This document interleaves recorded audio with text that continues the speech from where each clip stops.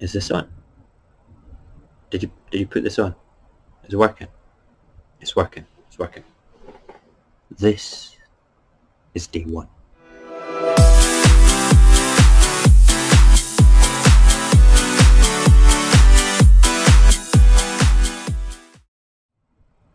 My name is Mojax Happy. You may know me in the real world as something completely different, and that's okay. I am a 48-year-old Scotsman working 5 days a week to keep a roof over my head and food in the cupboard to look after my family. I am a father of 4 incredible children, ages 13, 11, 9, and almost 2. I am the husband to one incredible woman. She gave up everything and moved from an entirely different country to come and stay with me, to come and marry me, to come and have a child with me. She must be crazy. My mundane life revolves around getting up, going to work, coming back from work, making dinner, looking after the house, looking after the family, enjoying the company of my friends, enjoying the company of the people I love most in the world. Who wouldn't want that? It's a simple life. It's a very simple life. But that simple life, it was uprooted and turned upside down about 2 years ago. 2 years ago, I had a drip down my throat. I went to the doctors and he said, it's a drip. The medication he gave me didn't work. It didn't work at all. I still had the drip a month later. So I went back again, saw a different doctor, and he was like, not too sure, you have something in your throat. I think we need to get a biopsy of that. And I was like, biopsy? I don't like the sound of that, doctor. On a scale of chemotherapy to antibiotics, what do you honestly think it could be? And he said, chemotherapy. I was like, no way. That is not what you want to hear when you're 40 odd years old with a family of 4, a beautiful wife, and you're the sole provider of income, food and shelter to them.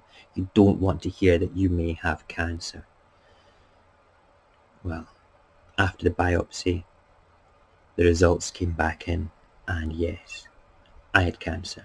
I had a stage 4 throat tumour growing down the back of my throat and my tongue.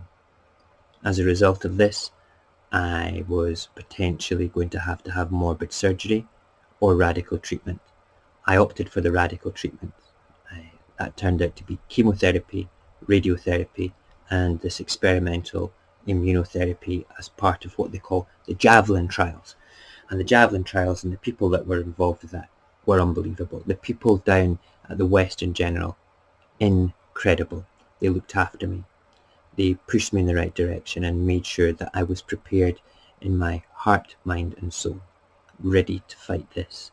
I prepared myself by gaining a little bit of weight and eating as many green vegetables as I possibly could to build my immune system.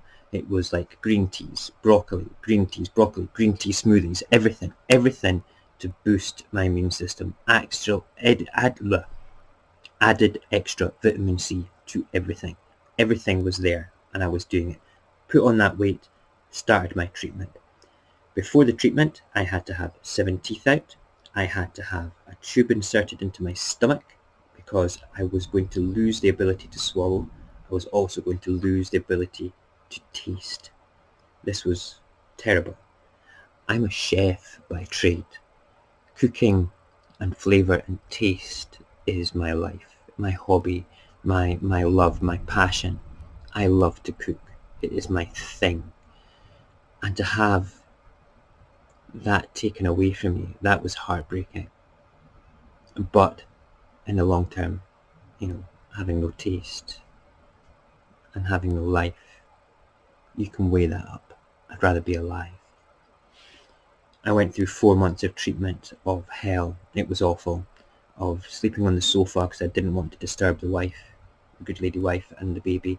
I'm getting up 5-6 times a night, being sick, dealing with chemo, dealing with radio, dealing with the immuno, not sleeping, staying awake, having the children worry about me, having my mother worry about me, having my wife worry about my brother, everybody. they were all so good to me. They are so good to me still. And my mum took me to my treatment every single day, 5 days a week. She is some woman. Thank you, Mum. Thank you to my lady wife as well. She looked after me, the kids, the house, everything. And then my children, they were just second to none. Obviously, they were devastated and worried. The word cancer equates to death in their mind, so they thought their dad was dying. So that's why I made sure I was prepared body-wise, soul-wise, mentally-wise to fight this. And I did, with the medical help. I can't do the chemo, the radio, or the special drugs went into me, but I can keep my mind fit. I can be focused on the journey ahead of what was necessary to be done. And I fought it, and I fought it hard. And then I was told I was cancer-free. I still have to wait, the 5 years, but there was no more cancer cells in my body after 4.5 months. I was sent a miracle.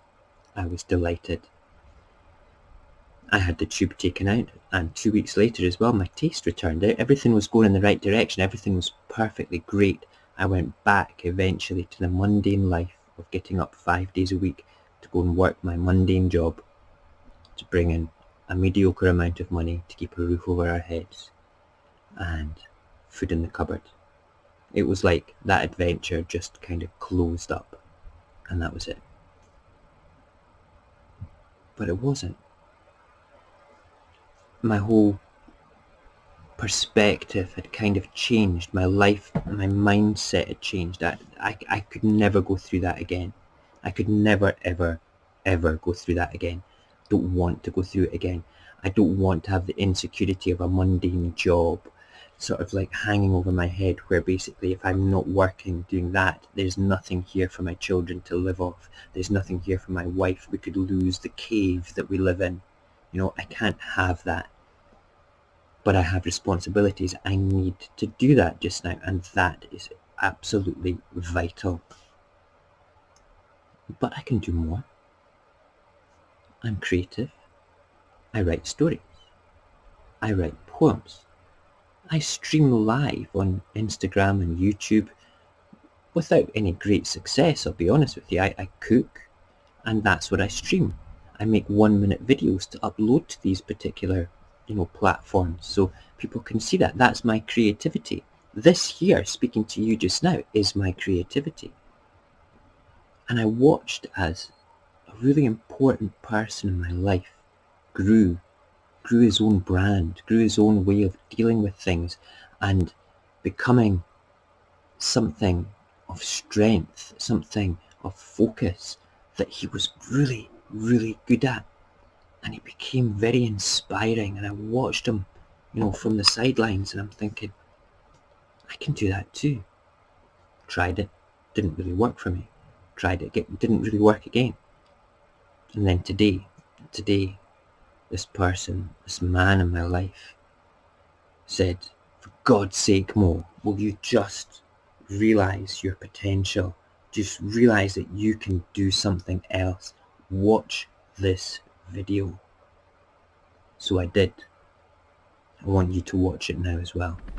To the haters, the doubters, my 7th grade vice principal, to everyone who's ever told anyone with a dream they can't,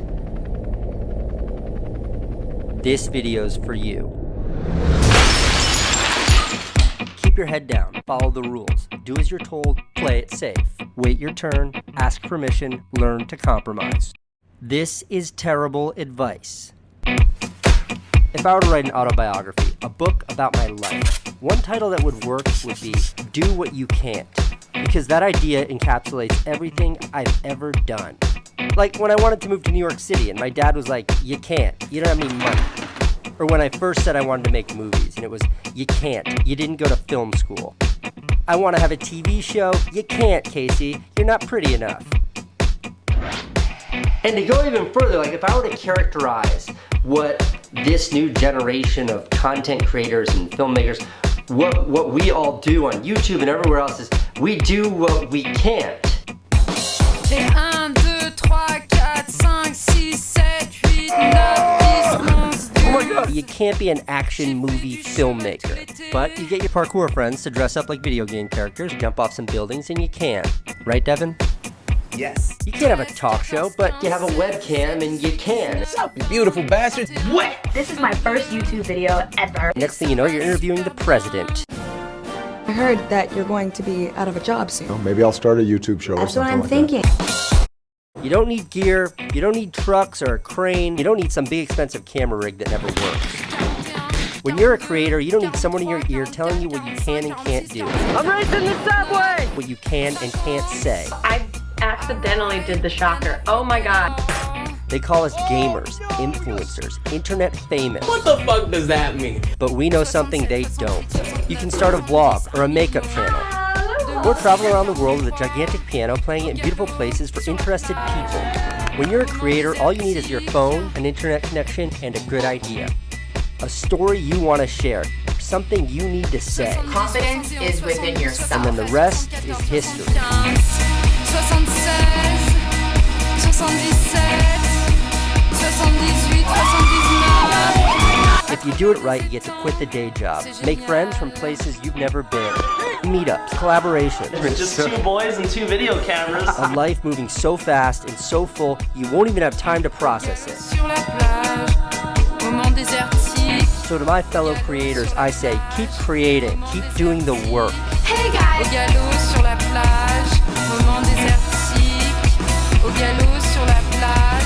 And never forget, you don't have to listen to anyone, because in this new world, no one knows anything. Hi, haters. The haters, the doubters are all drinking champagne in the top deck of the Titanic, and we are the fucking iceberg. 81, 82, 83, 84, 85, 86, 87, 88, 89. Sang, mon écueil, mon cercueil, vive les chevaux. Do what you can't. So what does all that mean? What does that video actually mean? That means that you are the master of your own destiny. That it doesn't matter what other people say, what society says, the naysayers, the haters, the people that are just going to make you feel inadequate and, uncompromising for what you want to do. You are stuck in a paradigm where you cannot move forward. That is wrong. You can move forward. That's what I want to do. I feel empowered. I feel very positive and energized with this, with the adventure of cancer, the beauty of my family, the household that I live in. I can do more. I can be responsible. I will get up and go to work 5 days a week, but I need to replace that income with a different way of earning money. And I'm going to do that by putting a book of poems together, first of all, and I'm going to publish it through Amazon. The poems that I wrote my wife, the poems that I wooed my wife with, okay, they are going to be available 2 or 3 weeks time maximum, okay, maybe less than that. I might even finish it tonight, okay, but the point being is I'm going to do that.